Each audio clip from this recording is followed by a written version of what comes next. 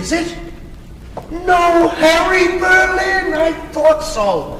I just caught a glimpse of you and I said to myself, I'll bet that's Harry Berlin. I'll just bet that's Harry Berlin. And sure enough, it's old Harry Berlin himself. How you been doing, Harry? What's been happening? It must be, what, at least 15 years since I saw you last. We had that party after graduation. I said, keep in touch. You said, I'll call you in a few days. And that's the last I heard of you. 15 years. Is it 15 years? 15 years. Hard to believe. 15 years next month, as a matter of fact. Oh, time sure flies. Oh, it sure does. 15 years next month. 15 years. Who are you? Milt. Milt Manville, your old classmate at Polyarts U. That's right! Hey,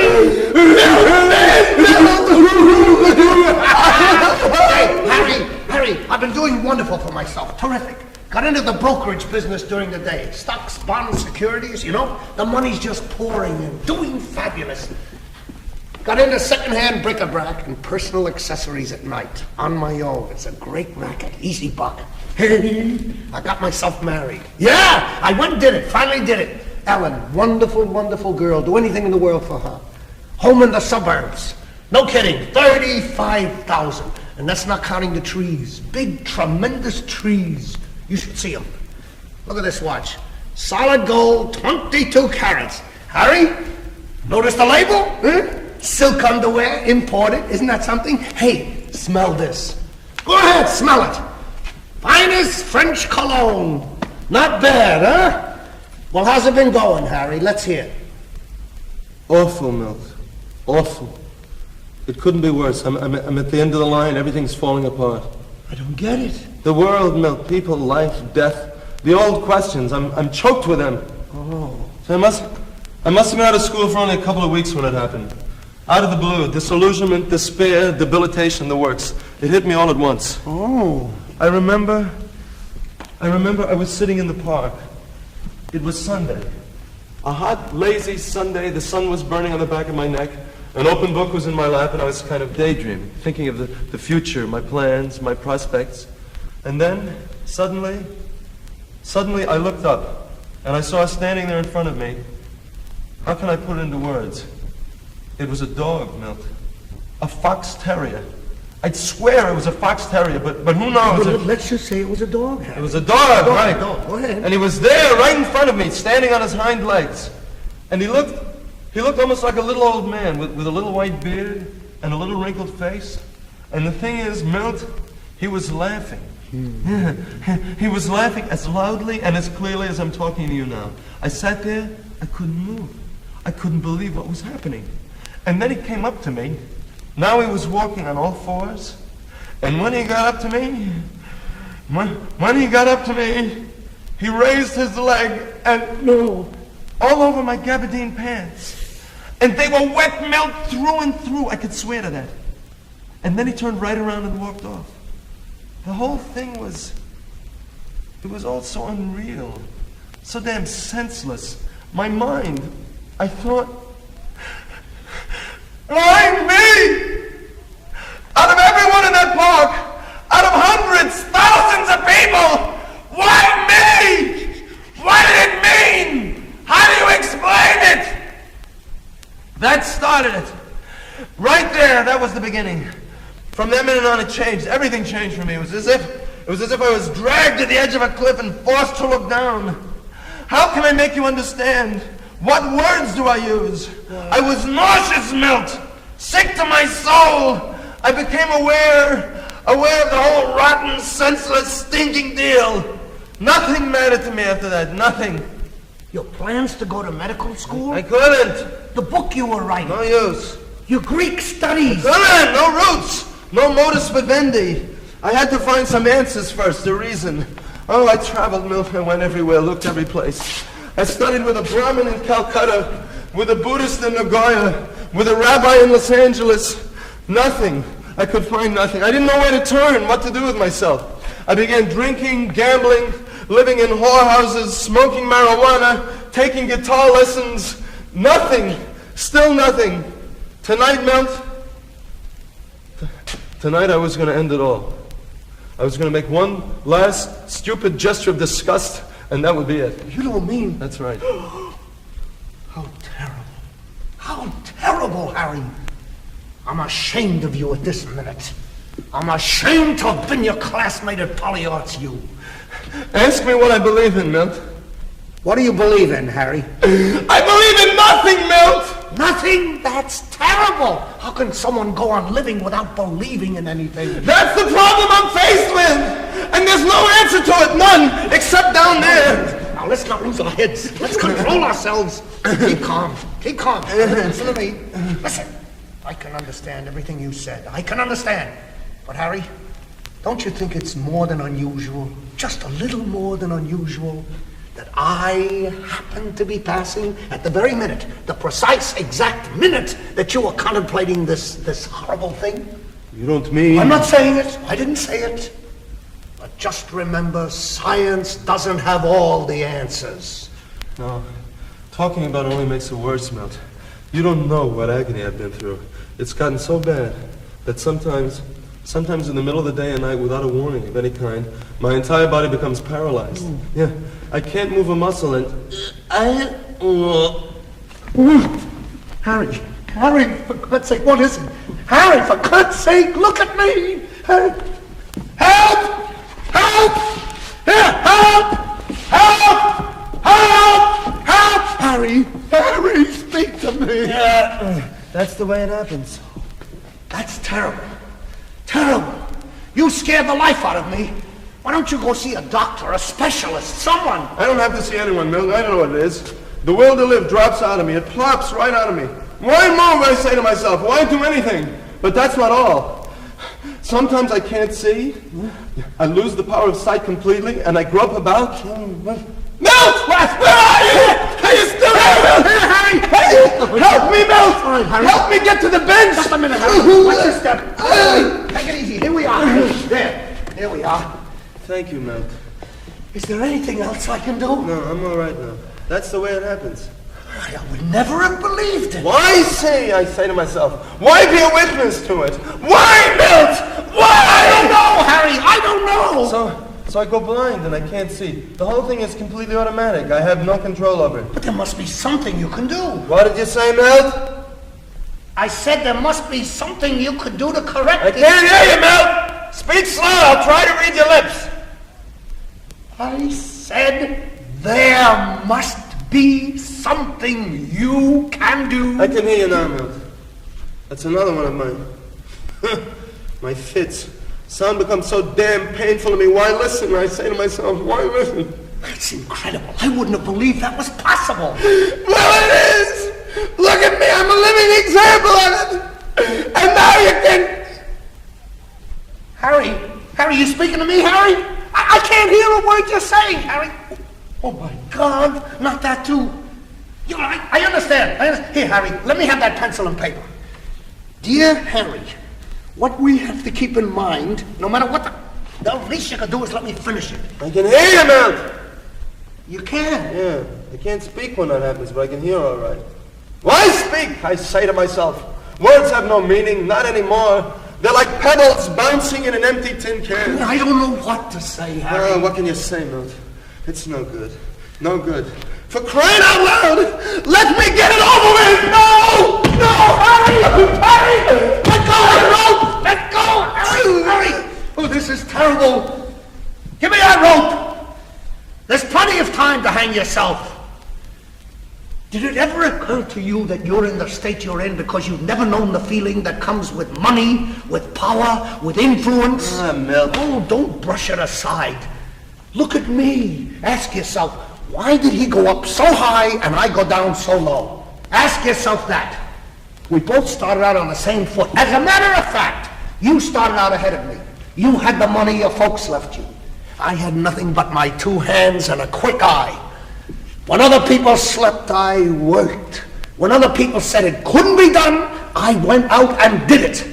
And through diligence, self-confidence, perseverance, I've made something of myself. My folks left me a few stinking thousand, that's true. But don't forget I never lived with them. I was brought up by my grandparents, and it was hell, Milt. Believe me, it was hell. You should have lived with my folks for a couple of weeks. Then you'd know what hell is really like. Those two were like a pair of cats at each other's throat. And the poverty, the lousy, humiliating poverty. I couldn't start school until I was 8 years old because I didn't have a pair of shoes to wear. Yeah, lucky for me, the kid downstairs got hit by an ice cream truck and I got his shoes. But even then, they were so tight on me I couldn't walk. I was put in a special class for disabled children. You think that was bad? My grandparents used to lock me out of the house. They couldn't stand the sight of me because I reminded them of my father. I remember once, I came home from school in a blinding snowstorm. The door was locked. I knocked and yelled and beat my poor little frozen fists against the door. They laughed at me. They laughed! Picture that for yourself! A tall, skinny kid standing out there in the snowstorm, wearing nothing but a thin, torn jacket and a paper bag for a hat, knocking and yelling, "Let me in, please! Let me in!" Paradise? That was paradise compared to my childhood. Picture this. It's late at night. Outside the wind is blowing. A small, undernourished boy sits beside a cold kerosene stove, feeding his toy wooden horse a bit of bread he stole during dinner. The parents are quarreling. "You don't like it here? Get the hell out!" The father shouts. "You telling me to get out?" The mother shouts back. And with savage, hysterical fury, she picks up the boy's toy wooden horse and throws it at the father. He ducks, and it smashes against the wall. The boy drops down beside his broken toy horse, the only thing he ever loved, and he cries quietly.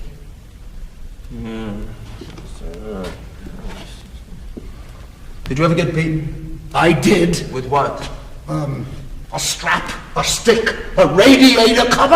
A chain? How thick? As thick as my wrist. What did you get for breakfast? At home? At home. A glass filled with 2/3 water, 1/3 milk. Coffee grinds? That's what I got. With sugar? Not on your life. I ate it straight like oatmeal. Did your mother ever kiss you? Once, when I stuck my head between her lips and a picture of Clark Gable. Well, that's better than I did. What presents did you get for Christmas? Presents! When I was 5, my grandparents bought a box of donuts, and every Christmas until I was 17, I got a donut. You were a lucky kid and you didn't know it. Oh, yeah! They were cinnamon donuts! Oh, Harry, you're missing the whole point. So even if we started out on the same foot, I went ahead and became a success. I pulled myself up to a position of responsibility, of respect, of importance. And don't think it was easy. It was dog-eat-dog all the way. But I stuck with it, gave it all I had. Worked at 2 jobs. Stocks, bonds, securities during the day, second-hand bric-a-brac and personal accessories at night. Rain or shine, sick or well, 7 days a week, 52 weeks a year. I never let up, not even after I had achieved what I set out to do. Right to the top, on my own, every inch of the way. And let me tell you, Harry, nothing succeeds like success. You know, I'm not interested in any of that, Milt. I need something else to go on, a reason for living. A Weltanschauung. That's not easy to come by either. Everything I taste turns sour in my mouth. Everything I touch becomes dust in my hands. It's as if I was standing at the bottom of the world, and all I have to do is sit down and be dead. Oh, stop talking like that. How could you have changed so much? I still can't believe it.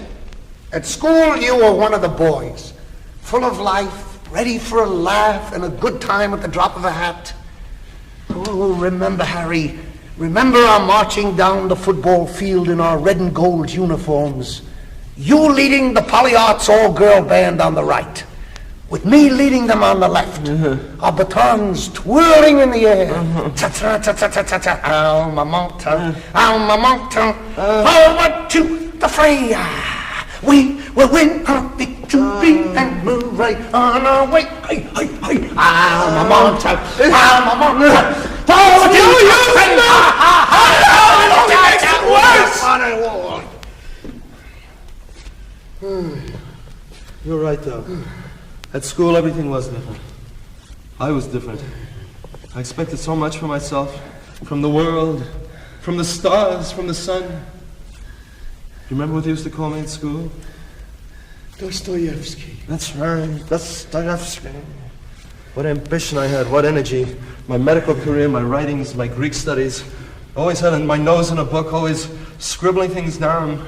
Projects, plans, new ideas, new fields to investigate, to explore. Let me do it now and be done with it! No! Yeah!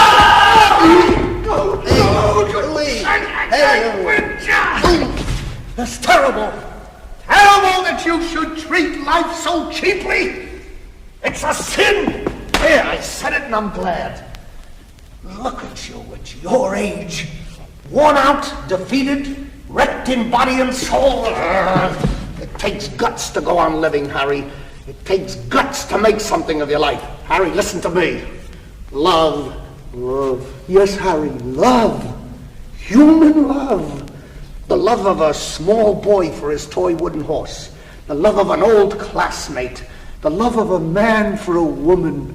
Doesn't it mean anything to you? What do you think's been keeping me going this long? Well? I don't know if I can love, Milt. Oh, that's what everyone says until they meet the right woman. And then... What? You don't know. How could I? You don't mean... Not once. Oh, Harry. Harry, to have lived and not have loved, you call that living?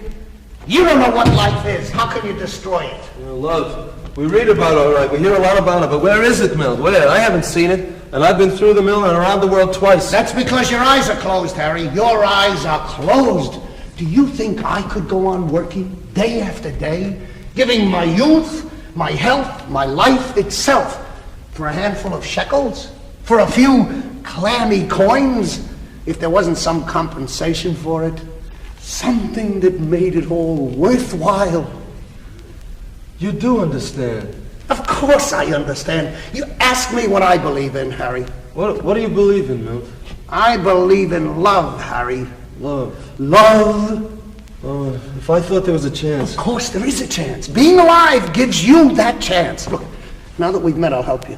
I'll introduce you to people, show you around. You'll meet some woman, and boy, let me tell you, one day you'll get down on your knees and thank me. What do you say? Well, I don't know, Milt. It's not going to be easy. Now, you have to understand, life, the stars, the sun.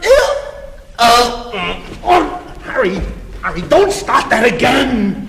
Harry, for God's sake, let's hurry. Love. Love! Oh, Harry. It did it. What? It worked. What? I swear. The minute you said the word love, I felt my whole body begin to melt, and I suddenly felt... You see, what did I tell you? Give it a chance. Give love a chance. Why not? I have nothing to lose. What can you lose? I can always end things if I want. Of course you can. All right, now. Oh, that's my old school, buddy. All right. Now you promise. Yeah, you have my word on it. Right. No more of this foolishness. No more. Wonderful, wonderful. Oh, Harry, there's nothing in the world like it.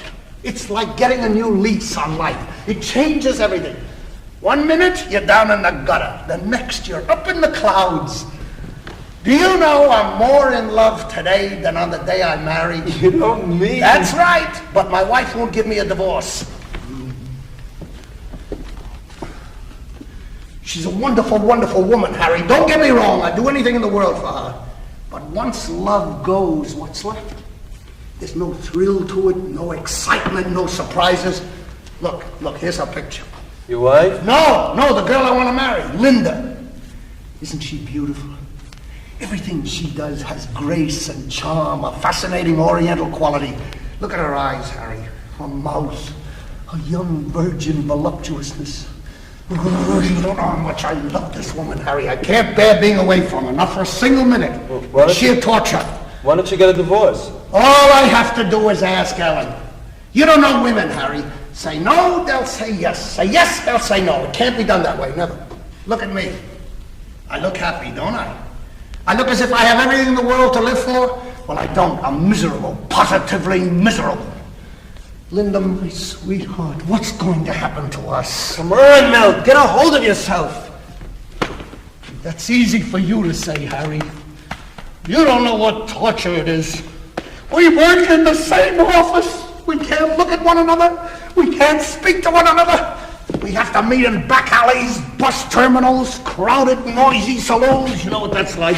Any other woman would have given up on me long ago, but this woman, I tell you, I'll go out of my mind. Well, that couldn't be that hopeless. Why don't you try that? I've tried everything. She won't give me a divorce. I know she won't. I wouldn't even bother asking her. I've been over it 1,000 times, Harry. Linda and I do nothing else but talk about it.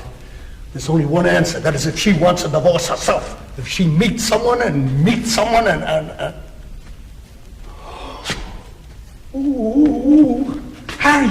Oh, Harry! Oh, Harry! Oh, buddy! Oh, buddy! Oh, buddy! Oh, classmate! Harry! Alma mater! Alma mater! Definitely not. Don't even ask. That's what I get for saving your life. You talk about gratitude? Harry, all I want you to do is meet her. Just meet her! I said no. Dostoevsky. That's not gonna help, so let's drop it.